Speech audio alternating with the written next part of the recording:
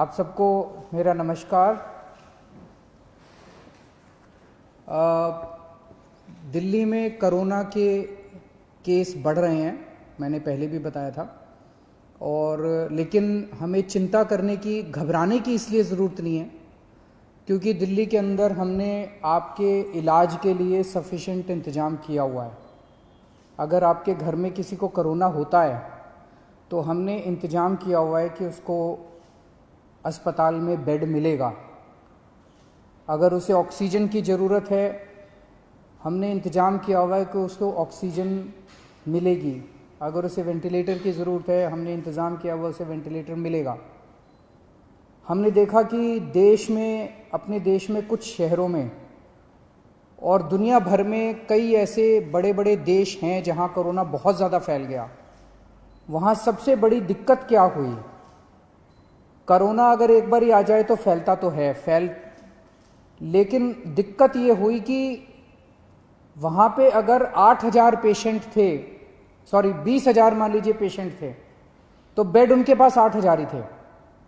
Bed की कमी हो गई उनके पास हेल्थ इंफ्रास्ट्रक्चर की कमी होगी, उनके पास वेंटिलेटर की कमी होगी, उनके पास आईसीयू की कमी हो गई।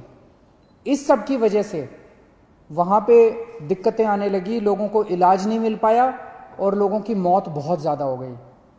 आज उस मामले में दिल्ली, जैसे मैं बार बार बोलता हूं कि हम कोरोना से 4 कदम आगे हैं, तो दिल्ली में हालांकि कोरोना के केस बढ़ रहे हैं, लेकिन हमने इतना इंतजाम किया हुआ है कि अगर आपके घर में कोई बीमार होता है तो उसके लिए बेड का, ऑक्सीजन का, आईसीयू का, सबका इंतजाम किया हुआ है।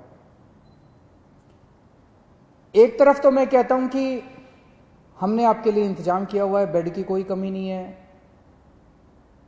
हम कहते हैं कि ऑक्सीजन की कोई कमी नहीं है, वेंटिलेटर की कोई कमी नहीं है, आईसीयू की कोई कमी नहीं है।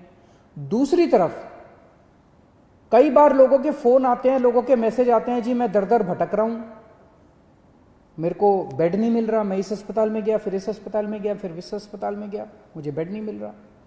तो इंफॉर्मेशन का गैप है। एक तरफ सरकार ने आपके लिए बेड का इंतजाम कर रखा है, जैसे आज की डेट में 6,731 बेड हैं और दिल्ली के अस्पतालों में केवल 2,600 पेशेंट हैं, तो लगभग 4,100 बेड खाली पड़े हैं। 4,100 बेड आज खाली पड़े हैं। लेकिन जब लोग जा रहे हैं तो उन्हें पता नहीं चलता कि मैं किस अस्पताल में जाऊं, मेरे को किस अस्पताल में बेड मिलेगा, मेरे को किस अस्पताल में ऑक्सीजन मिलेगी, मेरे को किस अस्पताल में वेंटिलेटर मिलेगा। लोगों को आइडिया नहीं है। तो ये इंफॉर्मेशन गैप है। इस इंफॉर्मेशन गैप को पूरा करने के लिए हम लोग आज एक ऐप लॉन्च कर रहे हैं। ये ऐप जो है, आप लोग डाउनलोड कर लीजिए इस ऐप को, और ये ऐप आपको ये जानकारी देगा कि दिल्ली के किस अस्पताल में, अगर आपको प्राइवेट में जाना तो इसमें सारे प्राइवेट अस्पतालों की जानकारी भी है, सरकारी अस्पताल में जाना चाहते हैं सरकारी अस्पताल की जानकारी भी है। ये ऐप आपको बताएगा कि दिल्ली के किस अस्पताल में इस वक्त कितने बेड खाली हैं, कितने बेड भरे हुए हैं। और तो ये एक बार ऐप देख लेते हैं ये कैसे काम करता है। अभी आपके सामने ये दिखाएंगे, जैसे जब आप ऐप डाउनलोड करेंगे तो ये ऐप सामने दिखाया उसने कि टोटल बेड कितने थे। फिर उस पर जब आप क्लिक करते हैं तो ये एक अस्पताल की डिटेल आ रही है, एक अस्पताल के आगे कि कितने बेड खाली हैं, कितने टोटल बेड हैं, कितने बेड भरे हुए हैं। जैसे अभी 6,731 बेड टोटल हैं, उसमें से 2,819 भरे हुए हैं और 3,912 खाली हैं। उसके अंदर ये वेंटिलेटर का आ गया, ये सारे किस अस्पताल में कितने वेंटिलेटर, टोटल 302 वेंटिलेटर है दिल्ली में और 210 खाली हैं, 92 वेंटिलेटर्स अभी भरे हुए हैं। तो ये अगर ऐप डाउनलोड करते हैं तो आपको सारी जानकारी मिलती जाएगी। ये ऐप दिन में 2 बार इसको अपडेट करेंगे, सुबह 10 बजे और शाम को 6 बजे ये ऐप अपडेट किया जाएगा, तो आपको लेटेस्ट स्टेटस पता चलता रहेगा। अगर आप इस ऐप को डाउनलोड करना चाहते हैं तो एक तो गूगल प्ले में जाके आप इस ऐप को डाउनलोड कर सकते हैं। गूगल प्ले में दिल्ली कोरोना इस नाम से आप इसको डाउनलोड कर सकते हैं। दूसरा, आप इसका वेब पेज भी खोल सकते हैं। अगर आपके पास ऐप नहीं है तो इसका एक वेब पेज बनाया गया है, delhifightscorona.in, delhifightscorona.in/beds।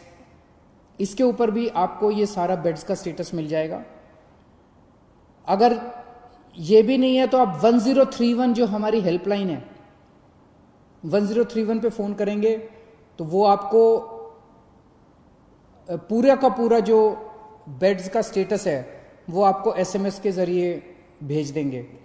और या आप इस नंबर पे, अगर आप व्हाट्सएप नंबर है 8800007722, इस नंबर से भी आप इस ऐप को डाउनलोड कर सकते हैं। आपने ऐप से डाउनलोड कर लिया, आपने ऐप डाउनलोड कर लिया, आपको पता चला कि इस अस्पताल के अंदर इतने बेड खाली हैं। आप उस अस्पताल में गए, ऐप में लिखा है कि इतने बेड खाली हैं, आप उस अस्पताल में गए, अस्पताल ने आपके जाने के बाद आपको एडमिशन देने से मना कर दिया, फिर आप क्या करेंगे? इसका हमने पूरा इंतजाम किया है। आप 1031 पे, वहीं अस्पताल के रिसेप्शन पे बैठ के 1031 पे फ़ोन करना और 1031 पे आप बताना कि मैं अस्पताल में हूँ, ऐप में लिखा हुआ है इसके अस्पताल खाली हैं, ये मुझे एडमिशन नहीं दे रहे। 1031 पे तुरंत हमारे स्पेशल सेक्रेटरी हेल्थ के पास फ़ोन पहुँचेगा और वो स्पेशल सेक्रेटरी हेल्थ उस अस्पताल से बात करके आपको ऑन द स्पॉट मौके पे बेड दिलवाएंगे। इसका पूरा इंतजाम किया हुआ है। लेकिन एक चीज़ का ख्याल रखना, जैसा मैं बार बार बोल रहा हूँ, आज दिल्ली के अंदर 20,000 से ज़्यादा केस हो गए, लेकिन केवल 2600 लोगों को अस्पताल में एडमिट होने की ज़रूरत पड़ी। आज की डेट में भी 6-7 हज़ार लोग अपने घरों के अंदर इलाज कर रहे हैं, उनको अस्पताल आने की ज़रूरत नहीं है। अगर सब लोग अस्पतालों में आने लग गए तो अस्पताल भर जाएंगे। ये मैनेजमेंट करना बहुत ज़रूरी है। तो अगर कोई अस्पताल एनालिसिस करके, डॉक्टर्स एनालिसिस करके आपको ये कहते हैं कि आपको अस्पताल में एडमिट होने की ज़रूरत नहीं है, आप प्लीज़ घर में जाके, घर में अपना, आप माइल्ड हैं या एसिम्टोमेटिक हैं, घर में इलाज करा लीजिए, उनकी बात मान लीजिएगा। वहाँ पे आप ज़बरदस्ती मत कीजिएगा कि बेड आपको दिया जाए। डॉक्टर्स अगर कहते हैं कि आपकी बीमारी सीवियर नहीं है, आपका घर में इलाज हो सकता है, आप घर में इलाज कर लीजिए। और घर में जब जाएंगे तो चिंता मत करना, हमने एक टीम लगाई है, वो दिन में 2 बार 3 बार आपसे बात करेगी, आपके परिवार वालों से बात करेगी, और अगर आप घर में सीरियस हो जाते हैं तो फिर आपके लिए बेड का इंतजाम कर देंगे। तो सब लोग, मुझे लगता है कि ये जो इन्फॉर्मेशन गैप था, जो बहुत बड़ा गैप था, वो अब ख़त्म हो जाएगा। आपको क्लिक ऑफ द बटन पे पता चल जाएगा कि किस अस्पताल के अंदर कितने बेड हैं और आपको अब बेड की चिंता करने की ज़रूरत नहीं है। शुक्रिया।